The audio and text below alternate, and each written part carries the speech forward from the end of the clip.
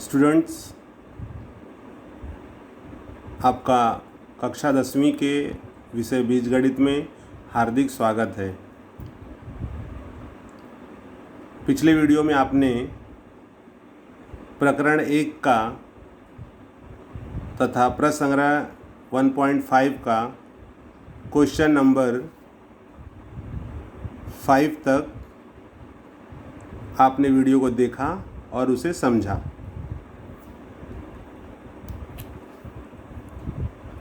विद्यार्थियों, जो छठवां सवाल है वो एक्सरसाइज 1.5 का आखिरी सवाल है।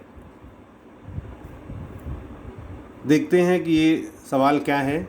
देखिए, प्रश्न है तो इस तरह के शाब्दिक प्रश्नों को जल्दी जल्दी में पढ़ लेना या एक बार में पढ़ने पर तुरंत वह सवाल समझ में नहीं आता है, तो उसे कम से कम 2 बार आपको पढ़ना चाहिए। जैसे देखिए, इस प्रकार से पढ़ना है आपको। विशाल ने 1900 किलोमीटर के सफ़र में कुछ दूरी बस से और कुछ दूरी हवाई जहाज़ से पूरी की। अर्थात विशाल ने जो दूरी तय की है वो है 1900 किलोमीटर, टोटल दूरी है। अब इस 1900 किलोमीटर को कुछ दूरी बस से और कुछ दूरी हवाई जहाज़ से पूरी की। बस का औसत वेग 60 किलोमीटर प्रति घंटा है, यानी अगर हम बस से यात्रा करते हैं तो वह बस 1 घंटे में 60 किलोमीटर जाएगी, तथा हवाई जहाज़ का औसत वेग 700 किलोमीटर प्रति घंटा है। अर्थात अगर हवाई जहाज़ से हम यात्रा करते हैं तो 1 घंटे में वह 700 किलोमीटर जाएगा। अब प्रश्न है कि यदि इस सफ़र को विशाल ने 5 घंटे में पूरा किया तो विशाल ने बस से कितने किलोमीटर का सफ़र तय किया। टोटल सफ़र किया गया है 1900 किलोमीटर, जिसमें से उनका वेग आपको दिया गया है, बस का है 60 किलोमीटर और हवाई जहाज़ का है 700 किलोमीटर प्रति घंटा।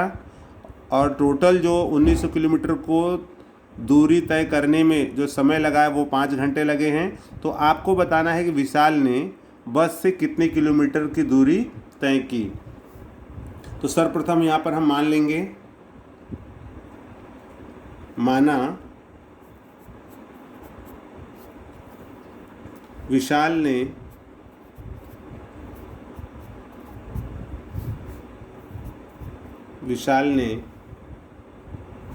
बस से तय की दूरी बराबर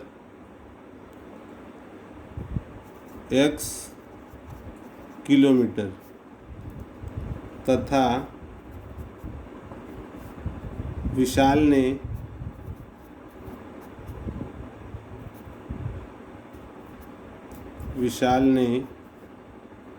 हवाई जहाज़ से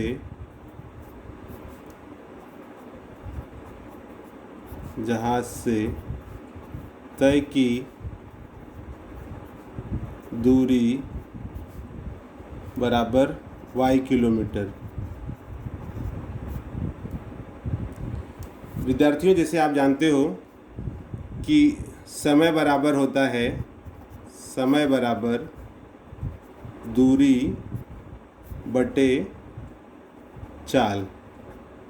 ये हमारा सूत्र है। ये हम जानते हैं कि इस प्रकार से चाल ज्ञात करना हो तो दूरी बटे समय, या फिर समय ज्ञात करना है तो दूरी बटे चाल। इसी सूत्र का उपयोग करके इस सवाल को हम हल करेंगे। विद्यार्थियों, आप देखिए, अभी सवाल में क्या दिया हुआ है। सवाल में है कि विशाल ने 1900 किलोमीटर के सफ़र में कुछ दूरी बस से और कुछ दूरी हवाई जहाज़ से पूरी की। तो बस से जो तय की दूरी है वो x किलोमीटर है और जो हवाई जहाज़ से तय की गई दूरी है वो y किलोमीटर है। तो इस प्रकार से टोटल जो दूरी है, मतलब बस से और हवाई जहाज़ से, वो x और y है। तो यहाँ हो जाएगा पहली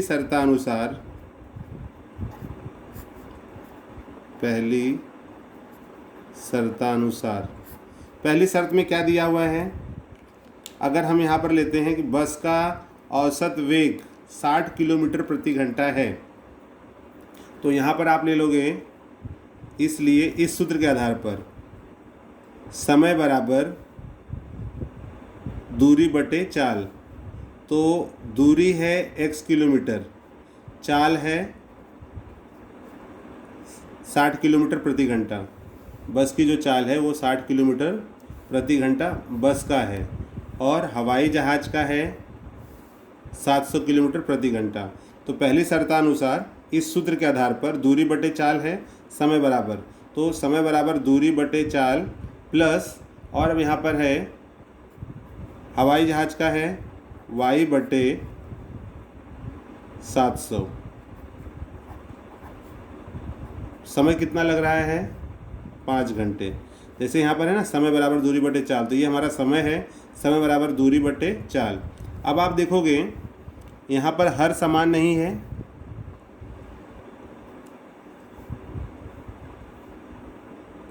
फिर से बता रहा हूँ आपको। पहली शर्तानुसार सूत्र है हमारा समय बराबर दूरी बटे चाल, तो समय हमको लगा है 5 घंटे, ठीक है। विशाल ने जो दूरी तय की उसको दूरी तय करने में जो समय लगा है 5 घंटे, तो समय बराबर दूरी बटे चाल। तो चूंकि यहाँ पर टोटल दूरी है इसलिए x बटे 60 ये बस का हो गया, दूरी x किलोमीटर है, और उसकी जो चाल है या वेग भी आप कह सकते हो 60 किलोमीटर प्रति घंटा, और ये दूरी हवाई जहाज़ से तय की गई है, उसका वेग 700 किलोमीटर प्रति घंटा है, और जो समय लगा है वो है 5। तो इस प्रकार से ये आपका समीकरण बन गया। अब इस समीकरण को आपको हल करना है। हल करने के लिए आप तिर्यक गुणा भी कर सकते हो या इसका लसावी ले सकते हो। तो लसावी में हम कैसे लेंगे, जैसे मान लीजिए आपने यहाँ पर लिया 60, तो 60 आपने ले लिया, तो यहाँ पर इसको गुणनखंड कर लोगे, 2 गुणे 3 गुणे 2 तिहाई 6, 6 पच्चे 30, 30 दूनी 60, ये इसका हो गया। और फिर ऐसे ही हम 700 का कर लेते हैं, 700 का भी हो जाएगा, 2 गुणे 5 गुणे 7, 2 पच्चे 10, 10 सते 70, 70 और यहाँ पे 70 पच्चे 350, 350 दूनी। तो इस तरह से आप इसका गुणनखंड कर लोगे। अब इसमें आप उतार लीजिए, इसमें क्या क्या मिल सकता है आपको।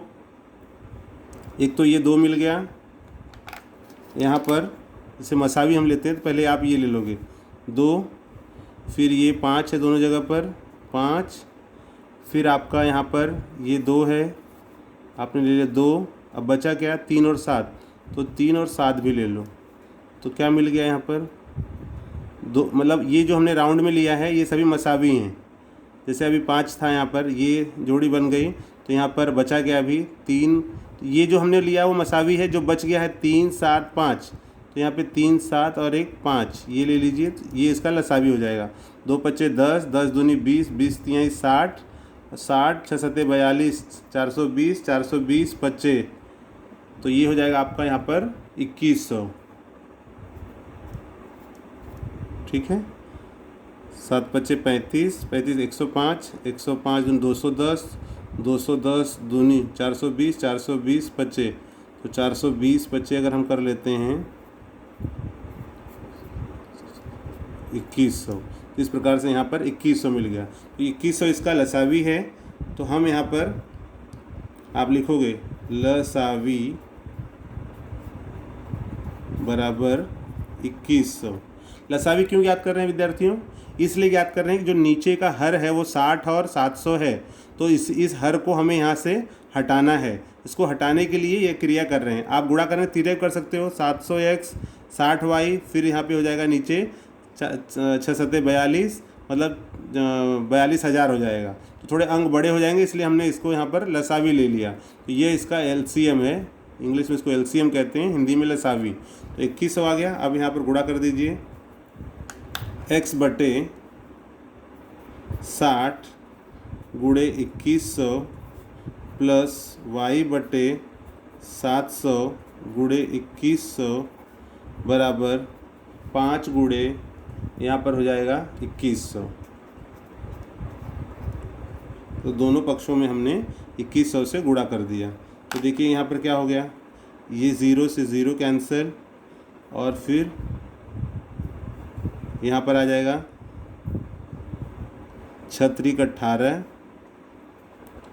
18 2 20 1 6 पच्चे 30, और यहाँ पर ये 2 0 से 2 0 7 एकम 7, 7 त्रिक 21। तो इसलिए यहाँ पर आपको समीकरण मिल गया 35x plus 3y equals to 5 एकम 5, 5 दूनी 10, और यहाँ पे मतलब आपको मिल गया ये 35x plus 3y equals to 10,500। 35x plus 3y, देखिए 35 का गुणा x में 35x, 3 का y में किए 3y, और ये हो गया आपका 10,500। अगर इसको हम और छोटा करना चाहें तो किससे हम कर सकते हैं, मिलेगा आपको यहाँ पे 3 है तो 3 में तो आएगा नहीं ये तो ये हो गया हमारा समीकरण नंबर 1। इसी प्रकार दूसरी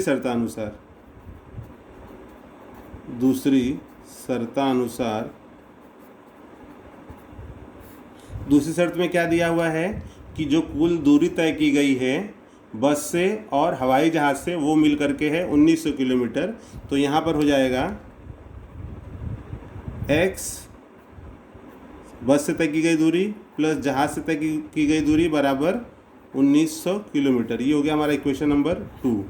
अब विद्यार्थियों आपको ध्यान में रखना है कि हमें 2 इक्वेशन तो प्राप्त हो गए, इस इक्वेशन को हमें हल करना है। हल करने के लिए किसी एक चरांक का हमको विलोपन करना होगा। तो हम क्या कर सकते हैं, इसमें आपके हिसाब से क्या सिंपल लग रहा है, किस चरांक को हम यहाँ पर इक्वल कर सकते हैं। तो देखिए यहाँ पर आप 35 का गुणा कर सकते हो इस सेकंड में, तो 35x हो जाएगा, घटाने पर कैंसिल हो जाएंगे, या फिर 3y यहाँ दिया हुआ है तो 3y इसमें गुणा कर सकते हो। तो आप यहाँ लिखोगे समीकरण 2 में 3 से गुणा करने पर, 3 से अगर हम गुणा कर देते हैं 2 में तो क्या मिल जाएगा हमें 3x, यहाँ हमें मिल जाएगा 3x plus 3y equals to 19 या 57, 5700। ये हो गया हमारा इक्वेशन नंबर 3। तो अभी सेकंड का थर्ड हो गया तो हम 1 और 3 देखेंगे। तो आप यहाँ लिखोगे समीकरण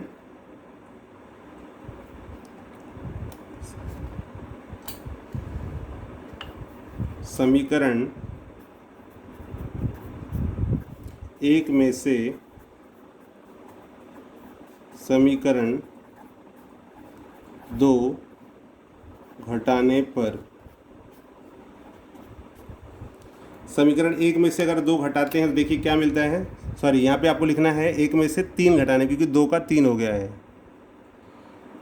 समीकरण 1 में से समीकरण 3 घटाने पर, समीकरण 1 है हमारा 35x plus 3y equals to 10,500, और थर्ड क्या है हमारा 3x plus 3y equals to 5,700।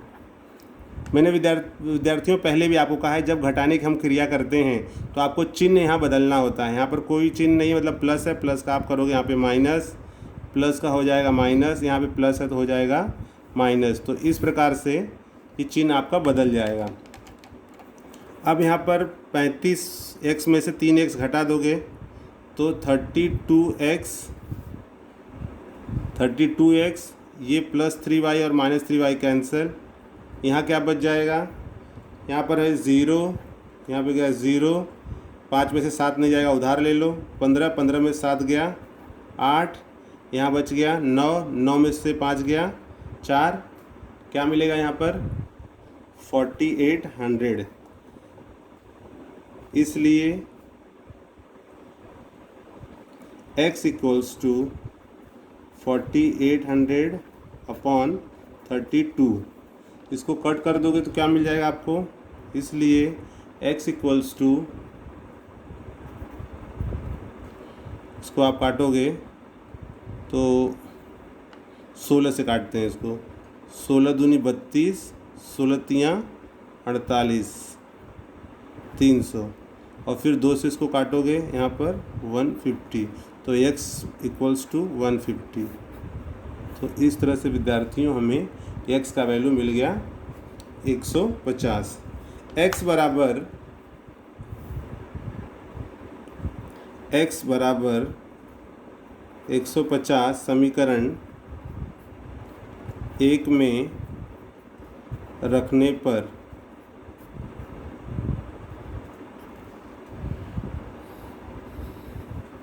अगर इसको हम 1 में रखते हैं तो हमें क्या मिलता है, देखिए 35x, x के जब हम गुणा कर देंगे 150 प्लस 3y इक्वल्स टू 10,500। इसलिए 15 पचे 75 के 5 हाथ से लगा 7, 15 तियाँ 45, 5 50 2 52, 525 प्लस 3y इक्वल्स टू 10,500। अब आप देखोगे यहाँ पर मिल गया आपको 525, 15 पचे 75 के 5 हाथ से लगा 7, 15 तियाँ 45 और 7 52, यहाँ पर एक ज़ीरो आप ले लोगे ये, तो ये हो गया आपका 5,250 प्लस 5,250 प्लस 3y बराबर 10,500। तो आपको पूछा क्या गया था, पूछा गया था कि विशाल ने बस से तय की गई दूरी बताइए। तो ये हमें मिल गया है, हम इसके आगे का नहीं भी करेंगे तो हमें ज़रूरत नहीं है, क्योंकि हमें अगर पूछा गया है कि विशाल ने बस से कितनी दूरी तय की, तो बस से विशाल ने 150 किलोमीटर की दूरी तय की। अगर मान लो जहाज़ का भी पूछा गया है तो उसके लिए मैं आपको बता रहा हूँ, x बराबर 150 आपने रख दिया समीकरण 1 में रखने पर, और फिर ये आपको मिल गया 5,250 प्लस 3y 10,500, और इसलिए 3y इक्वल्स टू 10,500 माइनस 5,250। जिसको आप घटा लीजिए यहाँ पर 10,500, यहाँ पर हो गया 10,250, ज़ीरो 10 में से 5 गया 5, यहाँ बचा 4 में से 2 गया 2, यहाँ पर 0 0, तो ये आपका मिल गया 0, 10 में से 5 गया 5, यहाँ बच गया 4, 4 में से 2 गया 2, यहाँ पे 0 और सॉरी यहाँ पर है 5,000, 0 10 में से 5 गया 5, यहाँ 4 में से 2 गया 2, और यहाँ पर 10 में से 5 गया 5, 5,250। तो इसलिए 3y इक्वल्स टू 5,250, इसलिए y इक्वल्स टू 5,250/3। 3 से इसको काटें अगर हम, 3 एकम 3, 2 यहाँ आ जाएगा, 3 सत्ते 22 होगा, 3 सत्ते 21, 3 पचे 15, 1,750। तो यहाँ आपको मिल जाएगा, इसलिए y इक्वल्स टू 1,750। तो ये विद्यार्थियों मैंने आपको दोनों निकाल के दिखाया है, लेकिन इसमें पूछा गया है केवल आपको विशाल ने बस से कितनी दूरी तय की। तो आप देखोगे विशाल ने बस से 150 किलोमीटर की दूरी तय की, तो यहाँ लिख दोगे आप विशाल ने बस से 150 किलोमीटर की दूरी तय की। फिलहाल विद्यार्थियों इस वीडियो में आपको मैंने x और y दोनों मान निकाल दिए हैं, लेकिन सवाल के आधार पर सिर्फ आपको यहाँ तक ही ज्ञात करना था। अगर आपको x का मान मिल गया 150 तो डायरेक्टली आप आंसर लिख दो, विशाल ने बस से 150 किलोमीटर की दूरी तय की। आपको ये निकालने की ज़रूरत नहीं है। अगर कभी बस के जगह पर पूछ लिया कि हवाई जहाज़ से तय की गई दूरी ज्ञात करो, तब आपको ये y वाला टर्म निकालना होगा। अदरवाइज़ आप x तक निकाल करके y वाला ये नहीं निकालोगे तो भी चलेगा, आपको इस पर ही पूरे मार्क्स मिल जाएंगे। तो इस प्रकार से विशाल ने बस से 150 किलोमीटर की दूरी तय की।